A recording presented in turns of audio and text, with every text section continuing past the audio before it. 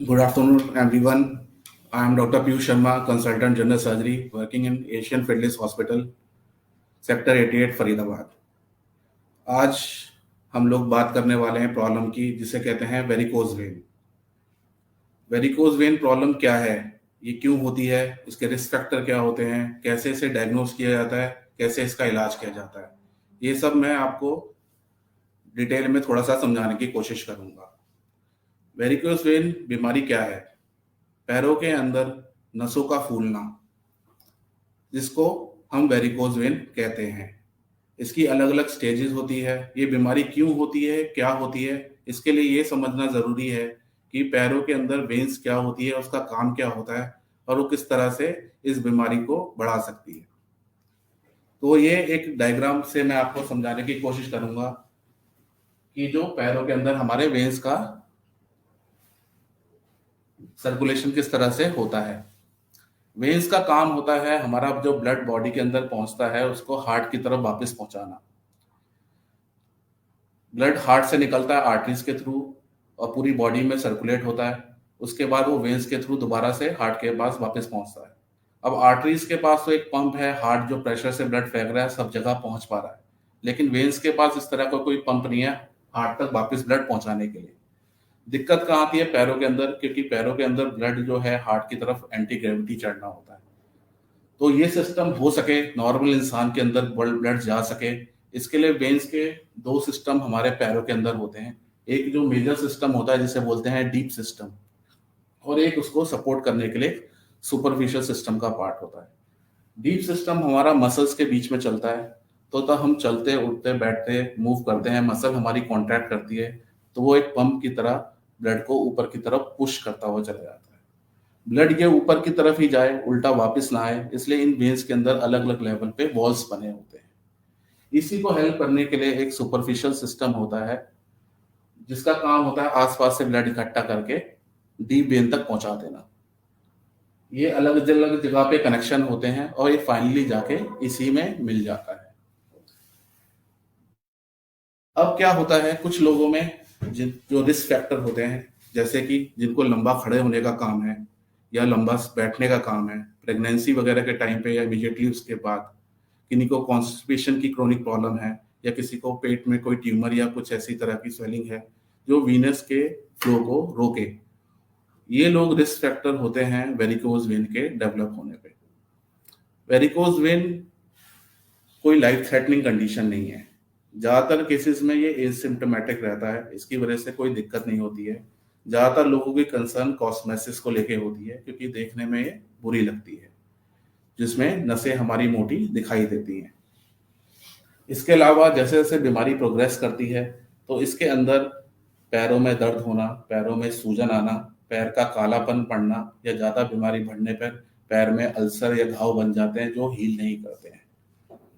इस बीमारी का अलग अलग स्टेजेस होती हैं। यूजली इसको 5 स्टेजेस में डिवाइड किया जाता है।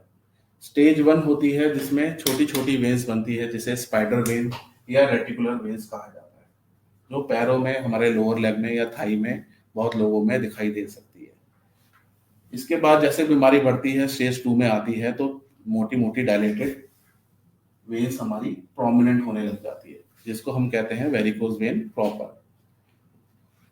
अगर ये ट्रीटमेंट ना किया जाए टाइम पे तो धीरे धीरे करके बीमारी और प्रोग्रेस होती है, जिसमें धीरे धीरे स्किन में चेंजेस आने लग जाते हैं, स्किन में पिगमेंटेशन होने लग जाती है।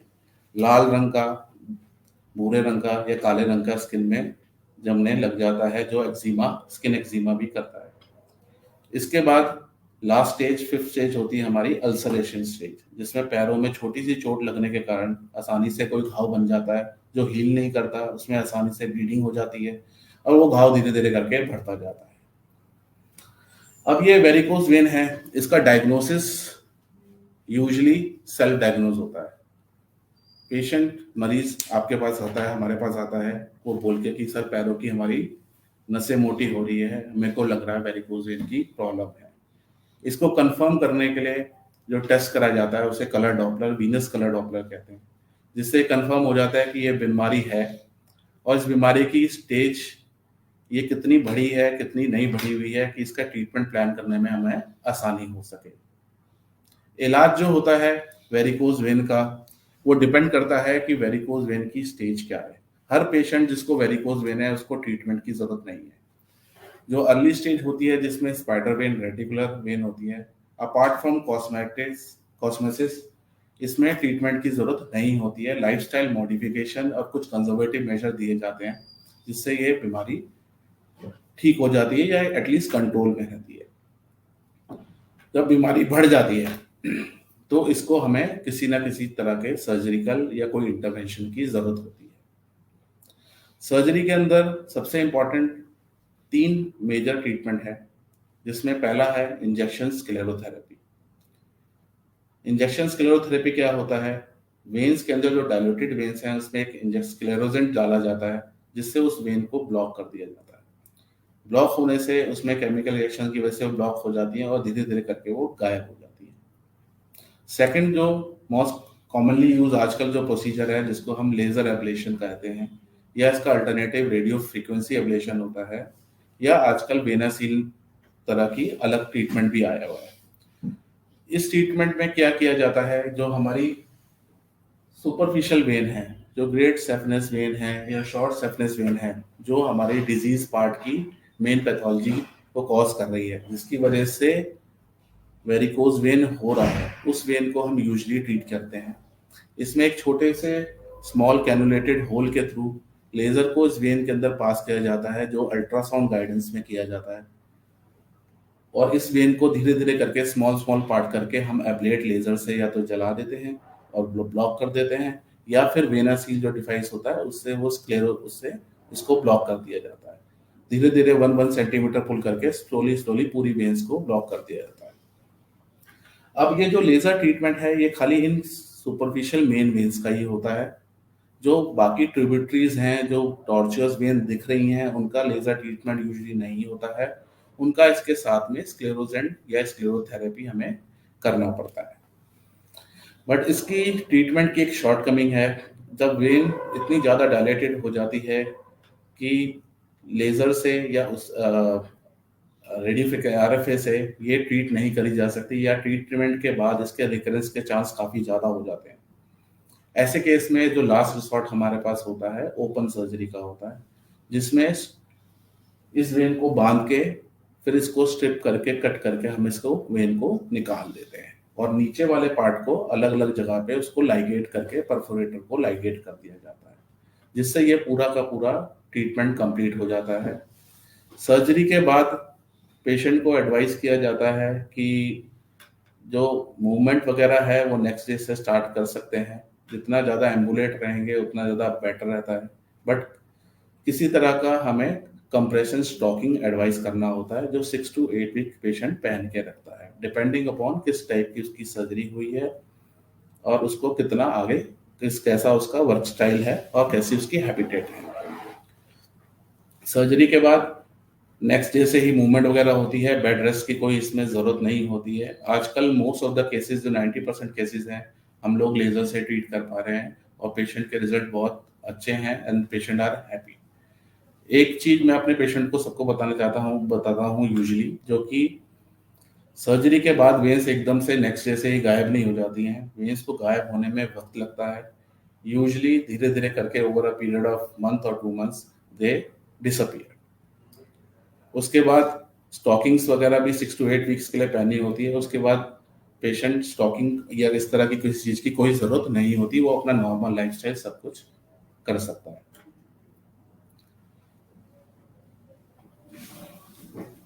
So this is a short discussion about the varicose vein. I will like to have few question if someone from the audience want to ask some question.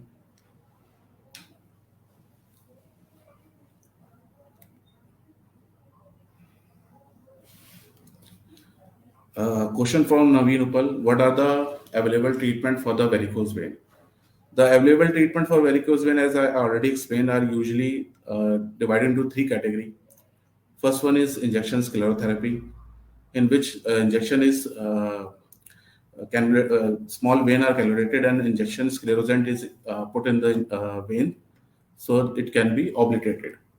Second is usually ablative procedure, which is called laser ablation or radio frequency ablation, in which, as I already explained, great saphenous or short saphenous vein are cannulated and it is ablated with laser. And the last resort is usually the open surgery, which is called stripping of great saphenous vein along with the ligation of SFJ or SPJ.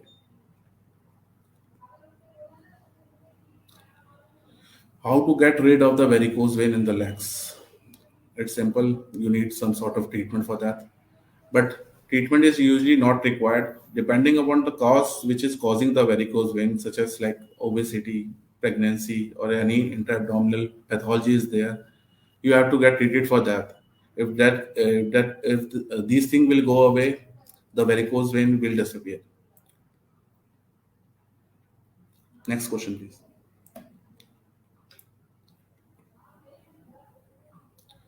How big scar or surgery mark will be visible after the treatment? Nowadays, we are basically using the laser treatment in which there is hardly any scar. The surgery is done by a small pinhole, just not more than this size. There will be no scar mark except for this in the legs.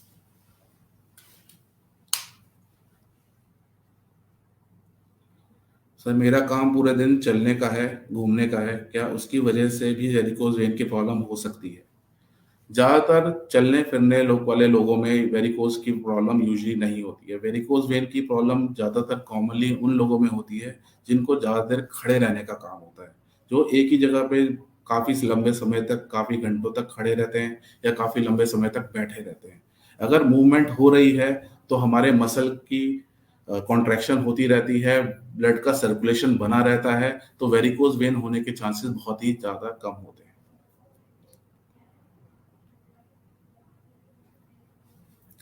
Can surgery be done in both leg together? Yes, surgery can be done in the both leg together, but I usually advise patient to go undergo one leg at a time, so his mobility and recovery period can be much shorter.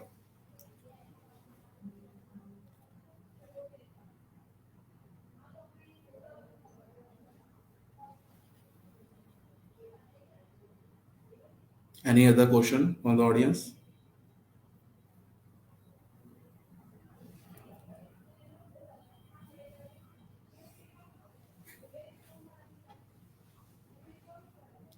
Okay, thank you everyone.